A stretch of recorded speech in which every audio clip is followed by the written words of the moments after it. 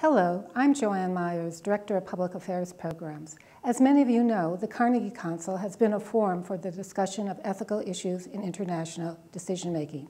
But to continue to bring these wonderful programs to you, we need your help. Please visit carnegiecouncil.org, click on Donate/Join. Thank you for doing so. If one analyzes the Chinese culture, the Iranian culture, and radical Islamic culture, what are the principles that perhaps you or George Kennan might have projected onto those relationships going forward? Okay.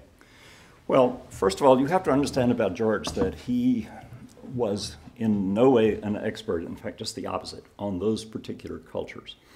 He had no interest, really, in China. He was profoundly suspicious of China. Kissinger talks in his review about Kennan coming to warn Kissinger about the danger of opening to China in 1971, despite the fact that 4 or 5, 6 years later, or earlier, George had written an article saying we should exploit the opportunity of China. So he was contradictory on that point. Just didn't know much about China. He always relied on John Davies as his China specialist in this. And as far as Islamic culture or Iranian culture is concerned, he just brushed it off. There's a wonderful moment in 1944. Thank you. He's flying to Moscow for his new appointment with Harriman in the State Department. Has to fly through the Middle East because the war is on. Gets stuck in Baghdad for about 3 days. Loy Henderson is ambassador.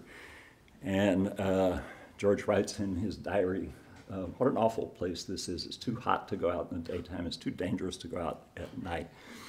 Which, I just have no use for it, whatever.